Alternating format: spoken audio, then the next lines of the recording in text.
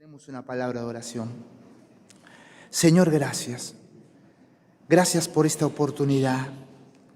Gracias, Señor, porque tú has permitido que estemos hoy para oír tu palabra. Te suplicamos, Dios, te suplico tu asistencia. Por los méritos de Cristo, Señor, y Salvador nuestro. En Cristo Jesús. Amén y amén. Tome su ubicación, por favor, hermano amado. Hemos visto al pasar el tiempo nuestros hermanos que han expuesto justamente hechos, y para ir al contexto quiero hacerlo de forma rápida, vuelo de pájaro. Hemos visto en el capítulo 3 que nuestro hermano Mariano justamente nos estaba hablando de un milagro extraordinario, el milagro de un cojo de nacimiento.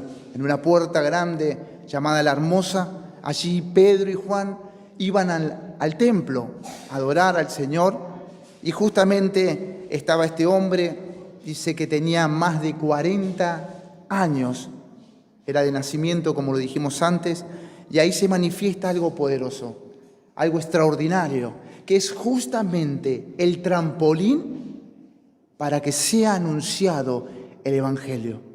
El Señor permite y hace esta obra para que el pueblo, dice el texto, corra al pórtico de Salomón a oír la palabra de Dios, que ahí vendría el fabuloso, el extraordinario, el más precioso milagro, que es la salvación de las vidas que iba a acontecer. Y Pedro justamente le habla el Evangelio, les pone el Evangelio de Jesucristo, las verdades bíblicas que hoy conocemos. Ahora bien, este texto que me llamó tanto la atención, tan precioso y tan hermoso, lo quiero tratar de hablar, o quiero tratar de hablarles, hermanos, dos aspectos que caracterizan a una vida ignorante y a una vida que cree en el Señor, con sus consecuencias para el ignorante y para el creyente. Vamos a ir con nuestro primer encabezado, el aspecto que caracteriza a una vida ignorante. Justamente Lucas nos está narrando, ¿no?, el segundo sermón o discurso del apóstol Pedro, que le dice a su audiencia: sé que por ignorancia lo habéis hecho como vuestros gobernantes. Y algo que captó justamente mi atención al leer, a vivir un poco este momento con el Señor y su palabra, es esta palabra, ignorancia. Ignorancia. Justamente esta ignorancia, que es un aspecto de aquellas personas que se caracterizan por esta ignorancia, que son justamente ciegos, porque la ignorancia ciega. Dice Mateo 13:13, el Señor, cuando le hablaba por parábolas, viendo, no ven. Isaías nos dice también, capítulo 5, versículo 21, hay de los sabios en sus propios ojos y de los que son prudentes delante de sí mismos, hablando de los necios, de los ignorantes. Ahora bien, tenemos que ver que la ignorancia, o por esta ignorancia, esta audiencia del apóstol Pedro que nos narra Lucas, estaban perdidos, estaban condenados. Hasta el momento, hasta ese preciso momento, estaban perdidos, estaban condenados. La ignorancia va de la mano con la incredulidad. El Mesías estaba delante de sus propias narices y ellos no lo vieron. A los suyos vino y los suyos no le recibieron. La ignorancia no es inocencia. La ignorancia es pecado. Justamente Moisés en sus libros, vamos a ver que nos habla justamente sobre esto, y podemos ir al comienzo, al principio, en Génesis, en el Edén. Vemos la ignorancia de Eva y Adán al no valorar lo que Dios le dijo. Dios le dijo que hagan esto, pero que no hagan aquello otro. Y por los que nos narra la historia verídica, ellos ignoraron la palabra que Dios le había dado. Ahora bien, en otro de sus libros Moisés nos habla del pecado por yerro, es decir, por ignorancia, refiriéndose a un accidente sin intención, un error, el yerro, lo que los israelitas hacían. Y Moisés da justamente instrucciones acerca de este pecado, porque la ignorancia era y será pecado. Ahora bien, en Hechos, capítulo 13, versículo 27, nos habla Lucas también de Pablo en Pisidia, o en Antioquía de Pisidia. En una sinagoga les dice a los judíos, levantando su mano y obteniendo la palabra, le dice: porque los habitantes de Jerusalén y sus gobernantes, no conociendo a Jesús ni las palabras de los profetas que se leen todos los días de reposo, las cumplieron al condenarle. Exactamente lo mismo que está diciendo el Espíritu Santo a través de Pedro, las mismas palabras, y con resultados parecidos. Vemos también que Pablo a los Corintios, allí en 1 Corintios 2:8, les dice lo que ninguno de los príncipes de este siglo conoció, porque si lo hubieran conocido, nunca habrían crucificado al Señor de gloria. Hablando de la ignorancia, cuando estaban ciegos, dice la palabra que el Señor embotó su entendimiento. Pero otra vez, permítame, amada iglesia, Pablo hablando a su hijo espiritual Timoteo, en 1 Timoteo 1:13 dice: habiendo yo sido antes blasfemo, perseguidor e injuriador, mas fui recibido a misericordia. ¿Por qué? Porque lo hice por ignorancia en incredulidad. Y uno de los versículos que nos conmueve, que ni Pablo ni ninguno de los apóstoles, sino el mismísimo dueño de la vida, el mismísimo dueño de todo ser, Dios el Eterno, Jesús en la cruz, Él dijo: Padre, perdónalos, porque no saben lo que hacen. El mismo Señor estaba sabiendo de la ignorancia de muchos. Ahora, la ignorancia no me permite entender, ver la verdad. La ignorancia justamente no me permite crecer en la verdad. Y la ignorancia justamente no me permite disfrutar de la verdad. Qué peligroso justamente son estos aspectos y estas actitudes. Pero algo que me apasiona al ver, Pedro estaba sabiendo dónde irían estos incrédulos, estas personas ignorantes, porque ellos estuvieron también en unos zapatos similares, los apóstoles, Pedro, y entendió que por gracia y misericordia fue salvo. Y ahora, en el poder del Espíritu Santo, narrándonos Lucas, corre una multitud a oír lo que el Señor tendría, el regalo más extraordinario y más grande para una vida, la salvación, el Evangelio.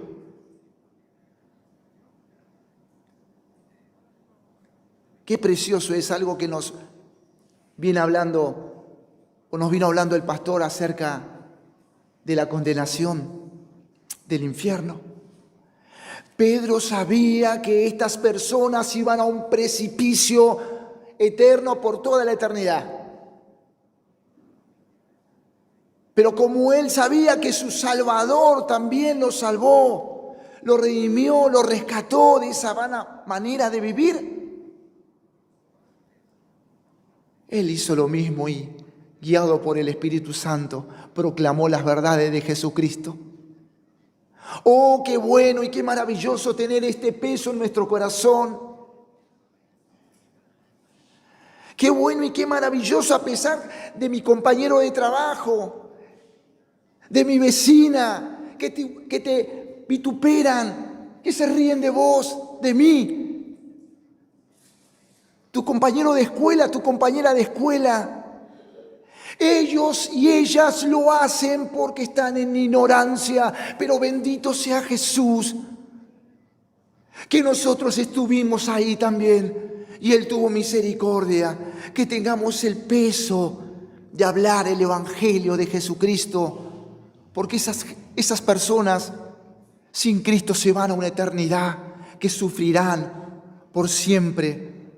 No solamente al crujir o al lloro y crujir de dientes, sino a esa eternidad futura, por toda la eternidad, ese infierno que les espera. Y que nosotros deberíamos estar en el lloro y crujir de dientes, pero el Señor tuvo misericordia.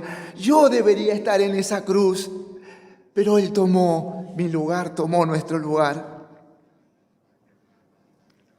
Ahora, justamente, vemos la consecuencia de una vida ignorante, que viven en la mentira. Son hijos del padre de mentira. No pueden ver la verdad.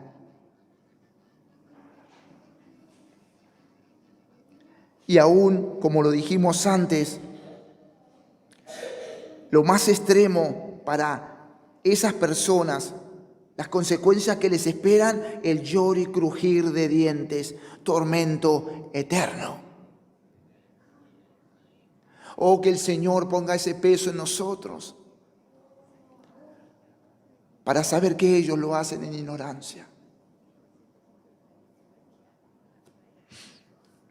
Y dice el versículo 18, hablando Lucas, a pesar de la ignorancia, Pedro le dice, el Señor soberano, omnisciente, hablando de los atributos, ¿no? Ahí vemos los atributos del Señor en este versículo 18. Cumplió con sus propósitos. ¿Por qué los cumplió el Señor a sus propósitos? Porque el versículo 18 nos dice, pero Dios ha cumplido así lo que ¿qué? Él cumplió sus propósitos porque lo había anunciado antes. Y Dios no miente porque es Padre de verdad. Él es el verdadero.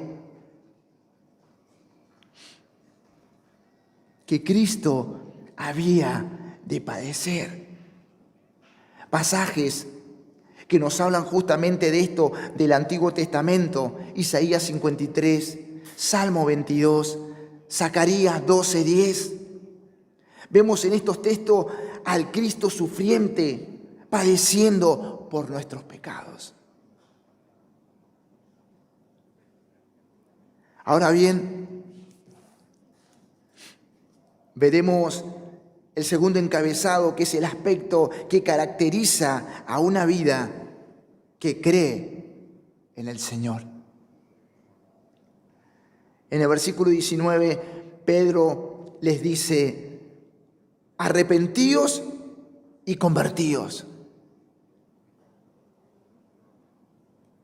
Arrepentíos y convertíos. Y esta palabra es igual a un cambio radical de mentalidad y de actitud. Y parece que estaría escondido, pero está tan claro aquí algo que vamos a ver. en estas palabras que el apóstol Pedro le dice a la multitud, a su audiencia.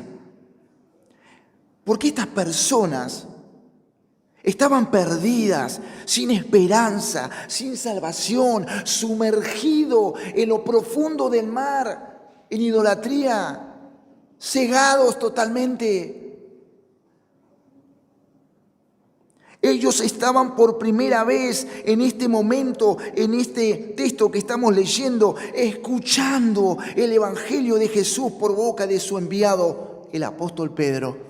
Puede ser que alguno que había escuchado, aunque no nos dice la Escritura, en el primer sermón hayan vuelto allí. Puede ser, pero la Escritura guarda silencio. Pero vemos que por primera vez hay una multitud escuchando el segundo sermón de Pedro. Y ese sermón no es nada más ni nada menos que el Evangelio de Jesucristo. Pero ahora bien, el arrepentirse y convertirse les traería a esas personas promesas de parte del Señor. ¿Qué promesas le traería de parte del Señor el arrepentirse y convertirse? Que sus pecados, primero, que sus pecados sean borrados, eliminados por completo. La promesa que traería que sus pecados pasados, presentes y futuros serían borrados por completo por el sacrificio de Cristo. Lo segundo, la segunda promesa que traería el arrepentirse y convertirse, que vendrían tiempos de descanso, de refrigerio. La palabra refrigerio, recuperar el aliento. Ya no estarían más preocupados y siempre allí afectados por que el pecado reinaba en ellos, sino que ahora moraba, no reinaba ya más, si el Señor hacía esa obra de conversión y de arrepentimiento. Y tercero, que el Mesías preparado vendría. ¡Wow! ¿Qué promesas tiene el arrepentirse y el convertirse para esta multitud, para la audiencia del apóstol Pedro? Promesas extraordinarias que ya nunca más serían iguales luego de esto glorioso que el Señor estaba por hacer. Ahora bien, hablando del arrepentimiento y de la conversión, ¿puedo decir yo, hermanos, que cambié de mentalidad y mis actitudes siguen por el mismo rumbo que antes?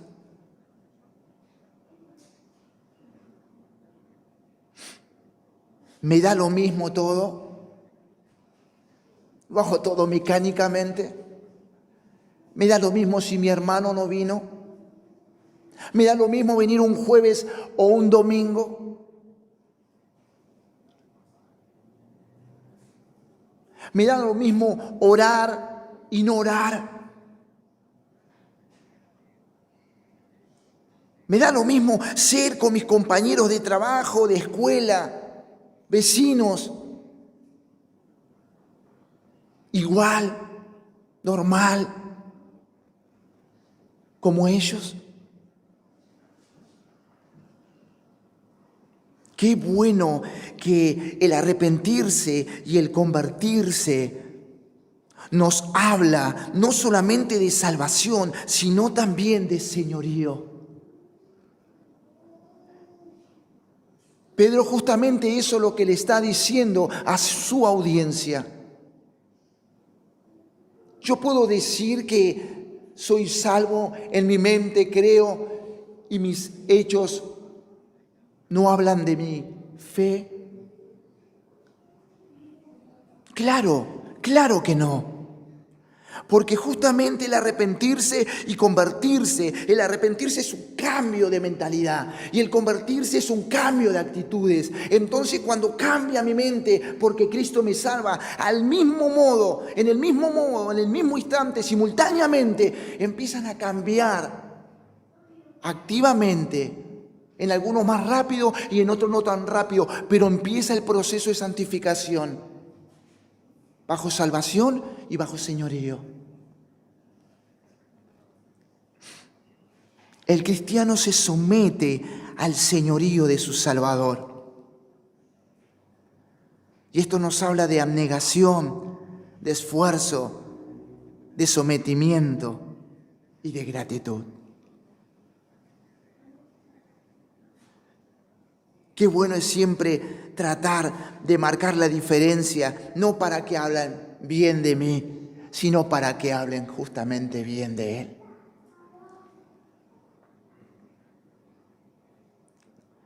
La obra de Cristo puede desmenuzar cualquier pecado.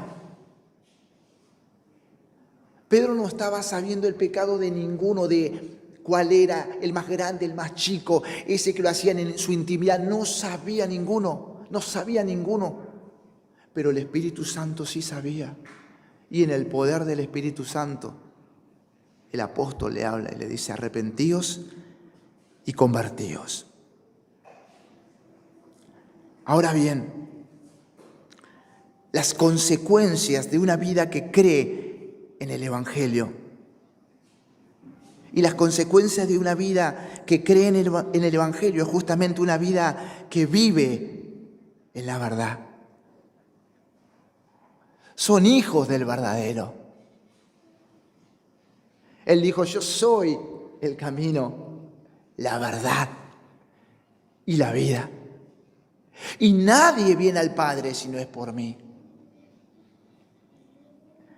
Qué bueno que estas promesas o estas consecuencias del Hijo de Dios va siempre de una manera progresiva. Me gusta el apóstol Juan cuando le dice a su audiencia o a uno de los hermanos: tanto me alegré porque oí que andabas en la verdad. El andar en la verdad trae gozo a mi hermano, a mi hermana. El andar en la verdad trae gozo a mi esposa y para la esposa a su esposo, a su cónyuge. Qué bueno es andar en la verdad. Ahora también, la otra consecuencia extraordinaria y magnífica de una vida que cree en el Señor: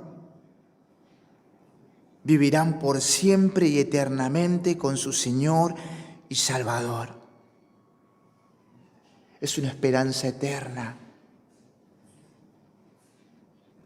Viviremos con Él y esta esperanza nos tiene que motivar, teniendo la cosmovisión en la eternidad, en Cristo, teniendo la cosmovisión que Cristo vendrá. Maranata, Cristo viene. Y disfrutaremos en el estado eterno con Él. Ahora, cerrando el versículo 21, permítame decir estas palabras. Estas promesas cristocéntricas de perdón total, eliminación total de los pecados, de renovación espiritual y restauración universal fueron todas anunciadas en el Antiguo Testamento. Muchas de ellas se cumplieron, pero faltan cumplirse muchas. Entonces nosotros tenemos nuestra mirada en el galardón, nuestra mirada en Cristo. Nos ponemos de pie, por favor, amada iglesia. Tengamos una palabra de oración. Señor, muchas gracias. Muchas gracias.